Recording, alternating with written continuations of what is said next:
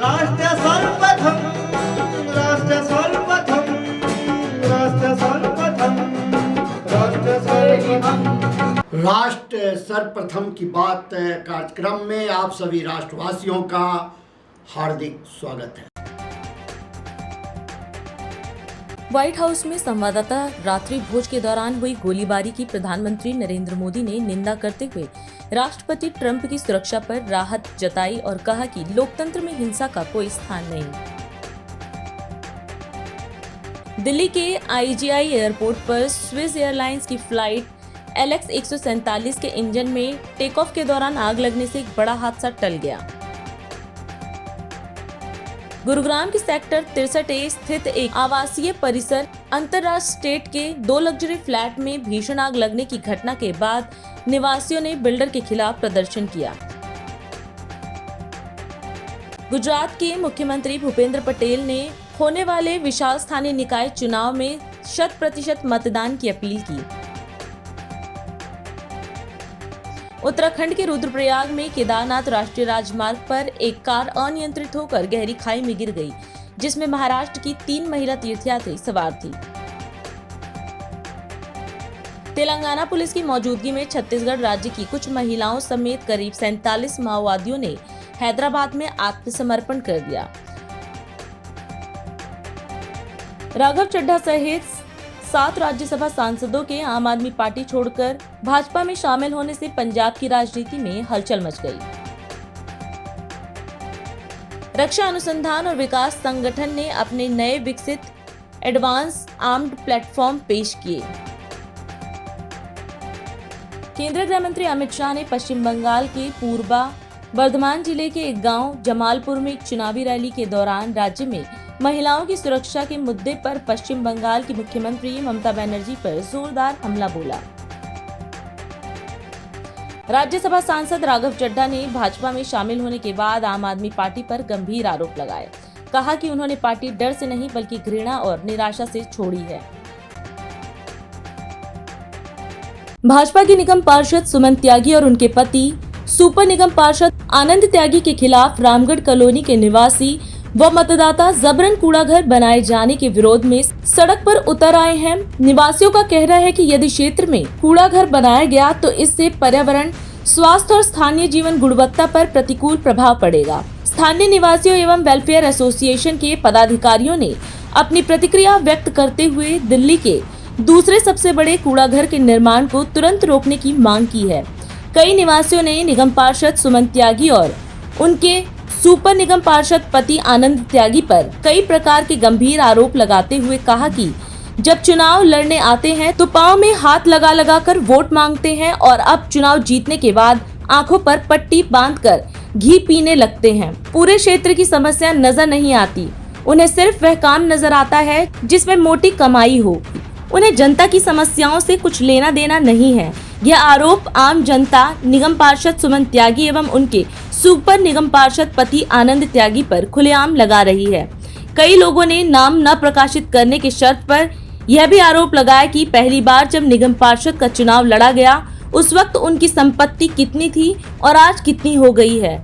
इसकी अगर ईडी से जांच कराई जाए तो सब कुछ सामने आ जाएगा। निगम पार्षद सुमन त्यागी एवं सुपर निगम पार्षद आनंद त्यागी के खिलाफ भाजपा के ही समर्थक खुलकर उतर रहे हैं, जो पार्टी नेतृत्व के लिए चिंता का विषय है। मैं Devendra Singh Sandhu, RW president, Ramgarh colony near Basidarapur. आपके माध्यम से अपने इलाके के लोगों को, अपने निगम पार्षद को, अपने विधायक को एक मैसेज देना चाहता हूँ कि हमारे यहाँ एक निगम पार्षद और DC की मिली भगत से एक कूड़ेदान का निर्माण किया जा रहा है, जो बहुत बड़ा कूड़ेदान है, दिल्ली का 2nd लार्जेस्ट कूड़ेदान है। हम उसका विरोध कर रहे हैं। हमने पहले भी विरोध किया था। 2014 में इन्होंने कोशिश की थी बनाने की कूड़ेदान को, हमारे निगम पार्षद ने। एक हमारा कूड़ेदान हमारे यहाँ मोहल्ले में एक तरम पट्टी है, वहाँ एक कूड़ेदान है। ये उस कूड़ेदान को यहाँ शिफ्ट करने की कोशिश कर रहे हैं। हमने पहले 2-3 बार इस कूड़ेदान को रुकवा चुके हैं। अब की बार उन्होंने पूरी तैयारी करके ऑर्डर लिया, क्या किया है, रातों रात कूड़ेदान खड़ा करने की कंप्लीट कोशिश करी है इन्होंने। दिन रात काम चला है, शेड बन के खड़ा हो गया है। हमने बड़ा विरोध किया, हम हर जगह गए, हम सांसद के पास गए, हम विधायक के पास गए, हम डीसी के पास गए, हम एलजी साहब के पास गए, हम कमिश्नर साहब के पास गए, हमने सबको लेटरें लिखी। दिन रात हम लगे हुए हैं 2 महीने से इस कूड़ेदान को रुकवाने के, हमारी कोई सुनवाई नहीं हो रही।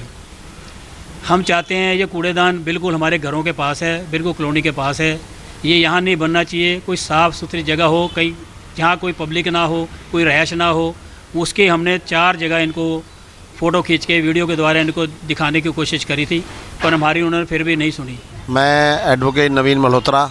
यहाँ पर एक कूड़ेदान बनाने की प्रशासन द्वारा व्यवस्था है, जिसका पुरजोर विरोध यहाँ पर RWA जो रामगढ़ की हमारी है, वेलफेयर एसोसिएशन है, और हर जो माता बहन है यहाँ पर, हमारे युवा शक्ति है, हमारे जो बच्चे हैं उससे त्रस्त होने वाले। हमारी जो कॉलोनी का नाम जो है वो रामगढ़ कॉलोनी है। रामगढ़ यानी रामगढ़, इसको JJ कॉलोनी बनाने का प्रयास हो रहा है। बसईदारापुर ग्राम है, यहाँ पर फ़ैन मार्केट है, एशिया की सबसे बड़ी फ़ैन मार्केट है, त्यागी मार्केट है। तो यहाँ से ग्राम के भी लोगों ने बोला था कि यहाँ पर इस प्रकार से ना बनाया जाए इसको, लेकिन वो भी ना सुनते हुए हमारे जो DC साहब हैं, उनको standing committee chairman Satya Sharma जो बहन जी हैं पूर्व में अभी तक, उन्होंने भी ये निवेदन किया था, गाइडलाइंस दी थी और रिटर्न में भी दिया उन्होंने RWA को कि आप इसको रोकिए। 3 मशीनें लगाने का STP प्लांट है। 3 मशीनें जब लगेंगी, रोड आए दिन पहले ही जाम रहता है।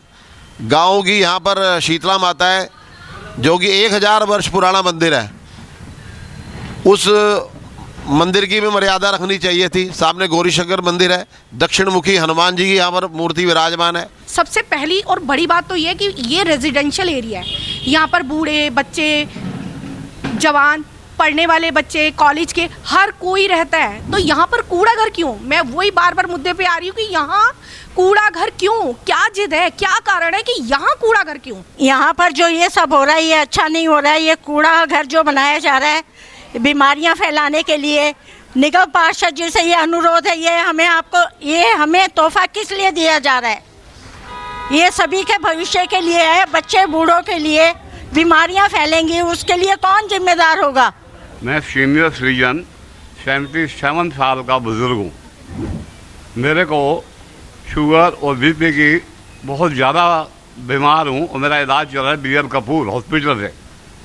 मेरी मिसेज 74, नाम है चंद्रकांतन दुआ, उसको लास्ट स्टेज कैंसर हो गया था।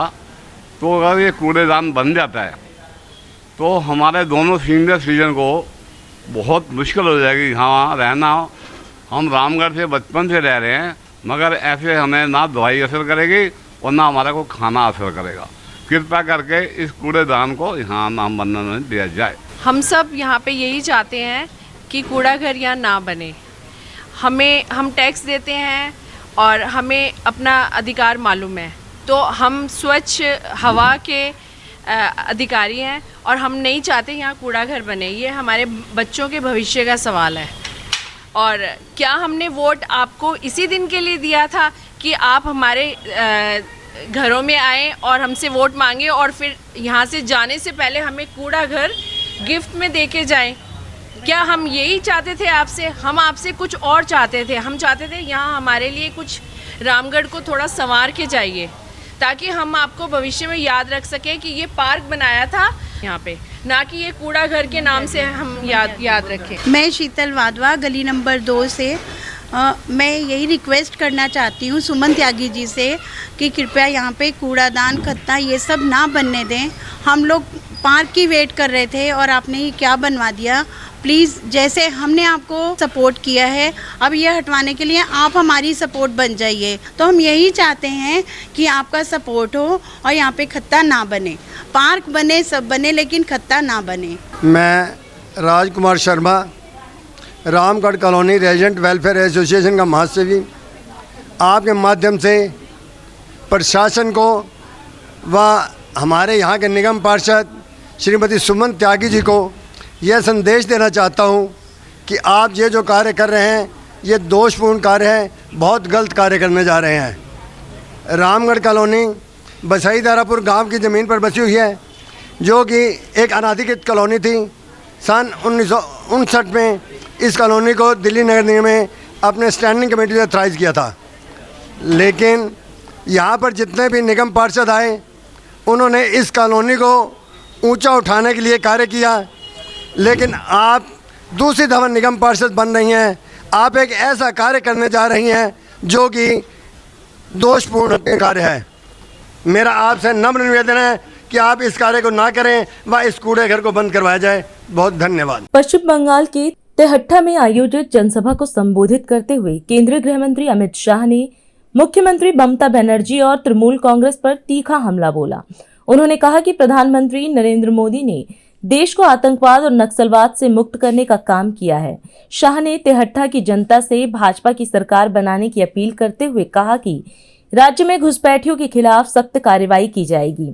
उन्होंने 4 मई को भाजपा सरकार बनने का दावा किया और कहा कि सरकार बनते ही पूरे बंगाल में घुसपैठियों को बाहर किया जाएगा। साथ ही उन्होंने वादा किया कि मई महीने से महिलाओं और बेरोजगारों के खातों में 3,000 रुपए की सहायता राशि दी जाएगी।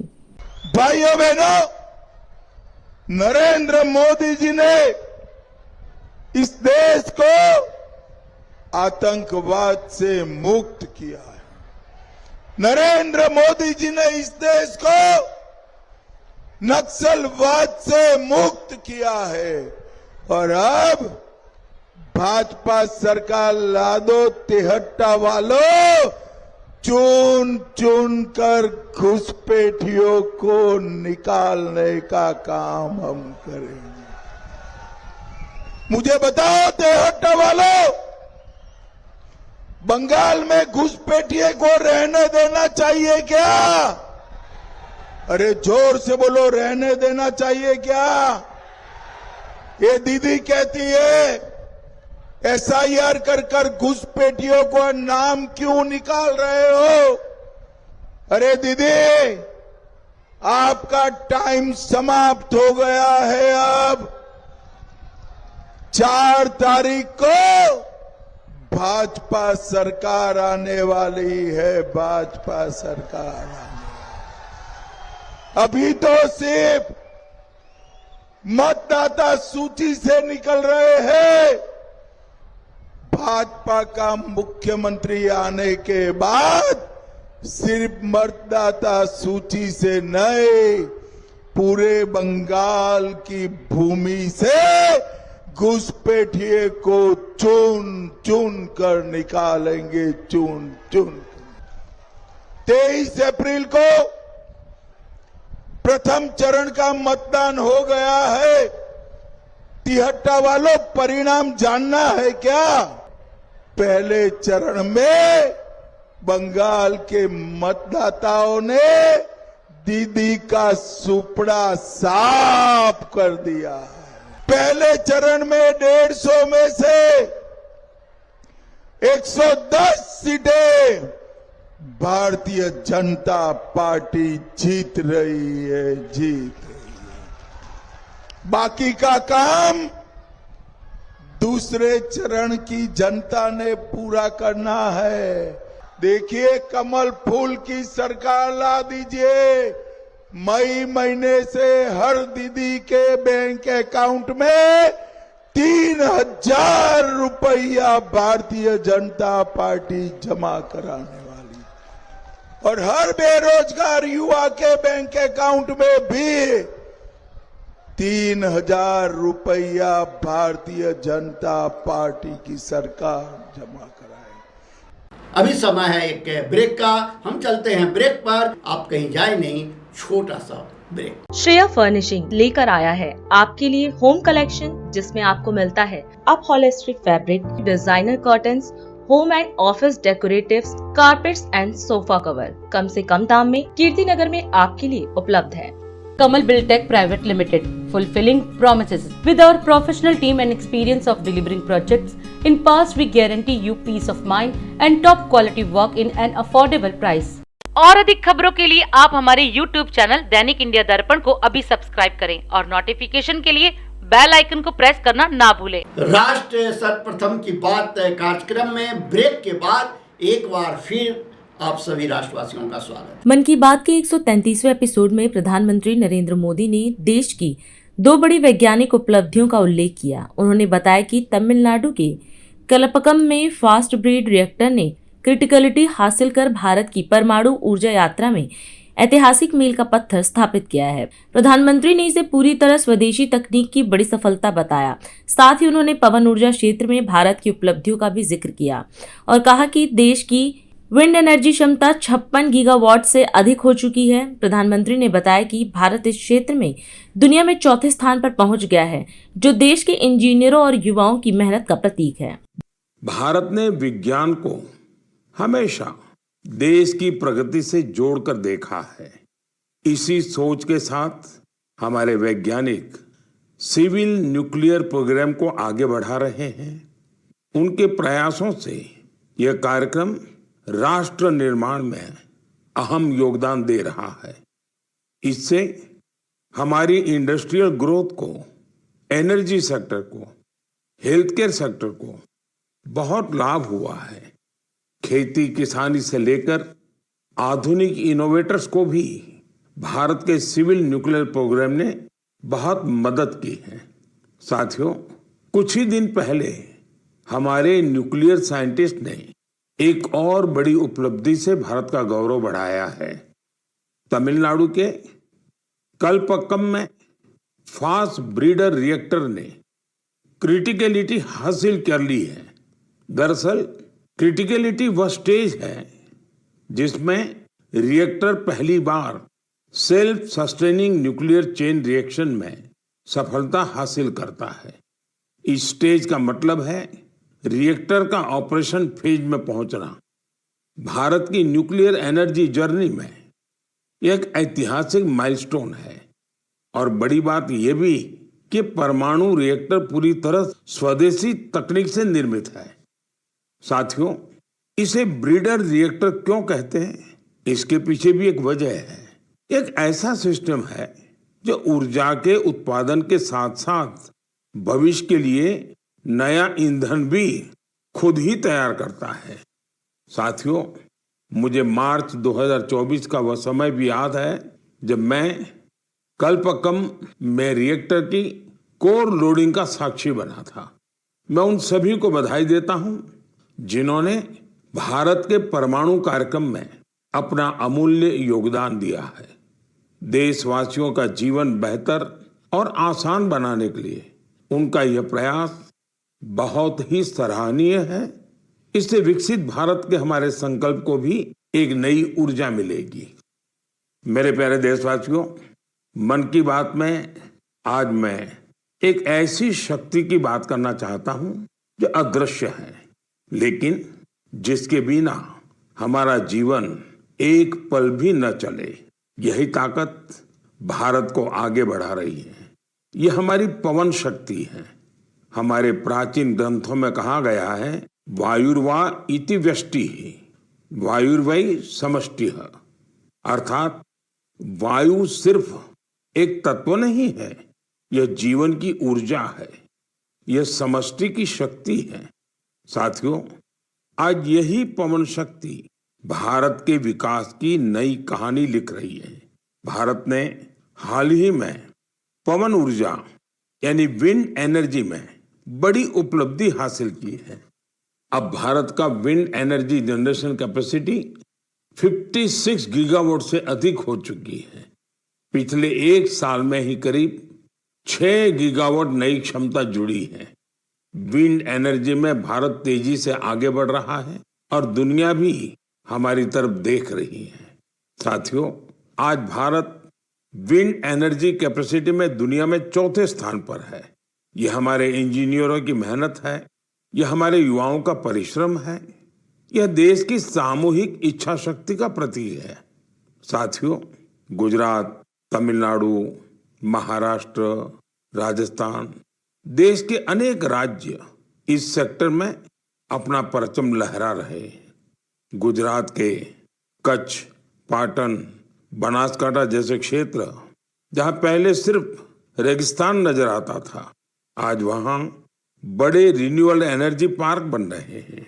इसका लाभ युवाओं को मिल रहा है, नए अवसर बन रहे हैं, नई स्किल विकसित हो रही है, रोजगार के नए रास्ते खुल रहे हैं।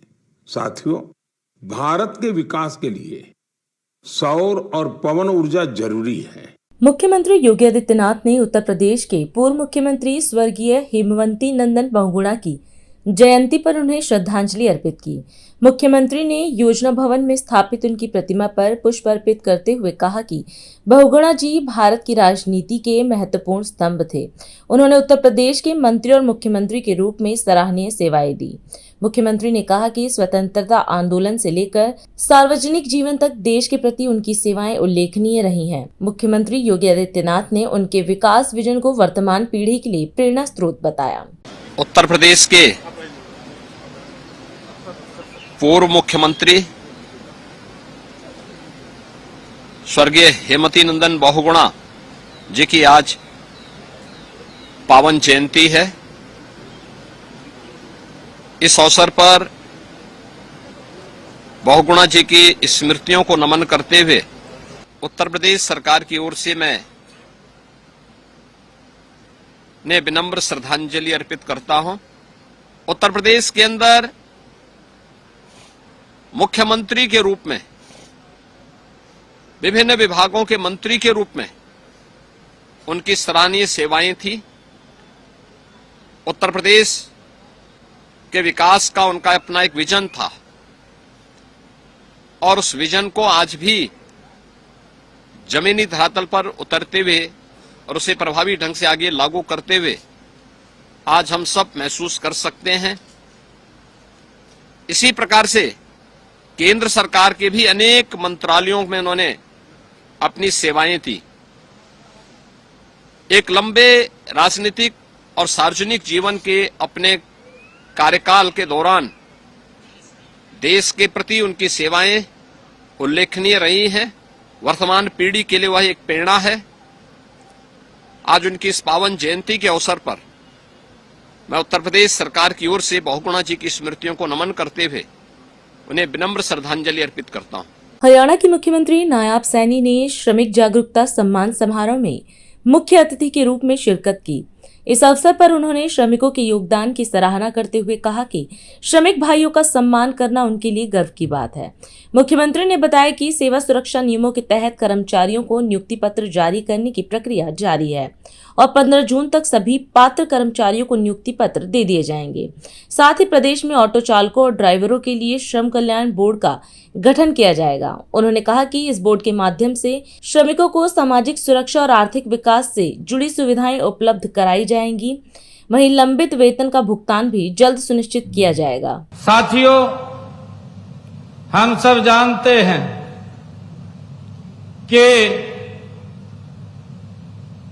जब देश गति से आगे बढ़ रहा हो,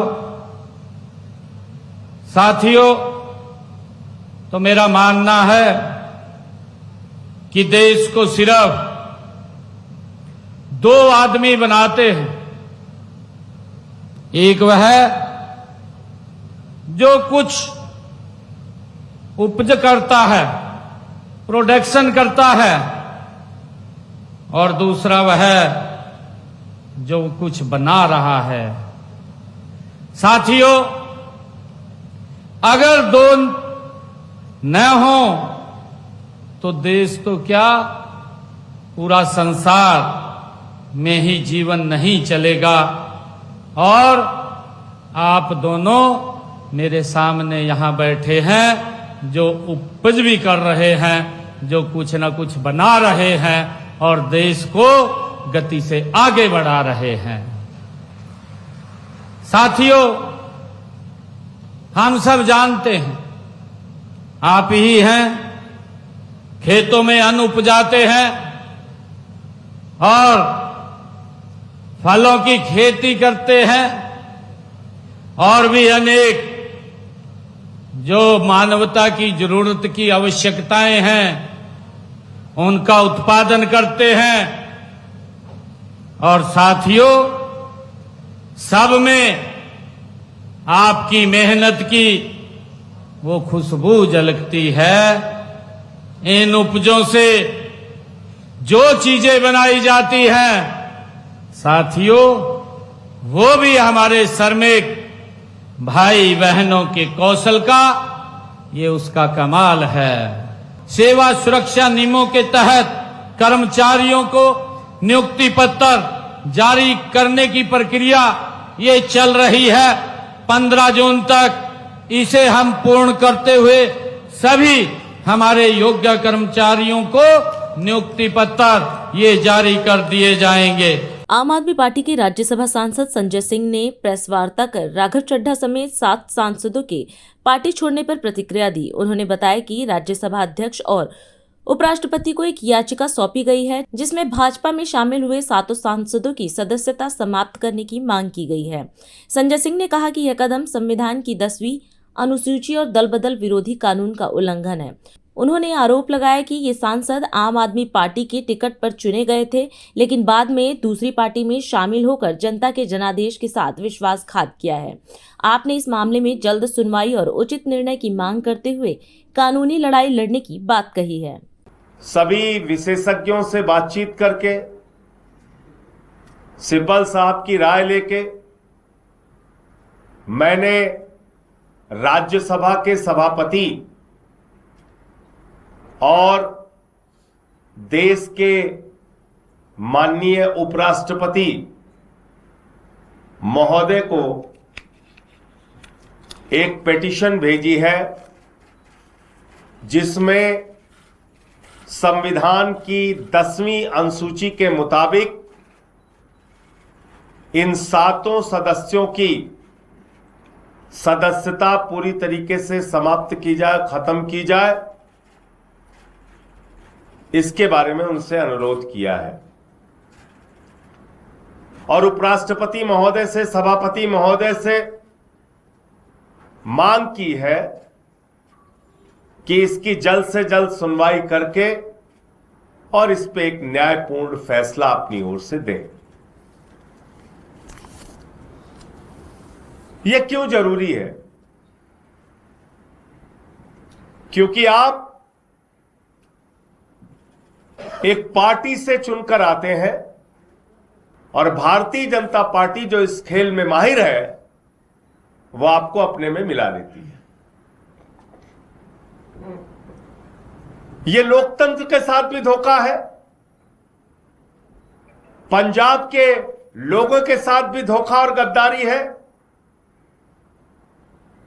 और साथ ही साथ देश के संविधान के साथ भी एक धोखा है और उसका मजाक उड़ाने की कार्रवाई है।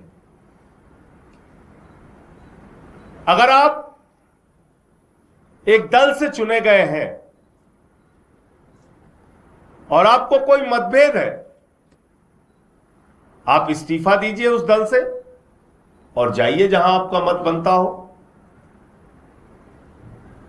लेकिन आप उसी पार्टी के एमएलए से चुने गए हैं जिसको आज बुरा भला कह रहे हैं आप। तो इसलिए इस याचिका से चेयरमैन साहब जल्द फैसला देकर इनकी सदस्यता रद्द करेंगे, ऐसी मैं उम्मीद करता हूं, ऐसा मैं भरोसा करता हूं। इस मामले में सर्वोच्च न्यायालय के भी कई निर्णय हैं जो स्पष्ट करते हैं कि कैसे इनकी सदस्यता जा सकती है, और संविधान की 10वीं अनुसूची में भी साफ तौर पे लिखा गया है कि इस प्रकार की किसी भी तोड़फोड़ की इजाजत भारत का संविधान नहीं देता है। और अधिक खबरों के लिए आप हमारे YouTube चैनल दैनिक इंडिया दर्पण को अभी सब्सक्राइब करें और नोटिफिकेशन के लिए बेल आइकन को प्रेस करना ना भूलें। आज हम इस कार्यक्रम में आपसे विदा लेते हैं। आप अन्य खबरों के लिए बने रहे। राष्ट्र सर्वप्रथम, वंदे मातरम, जाग उठा है भारत। राष्ट्र सर्वप्रथम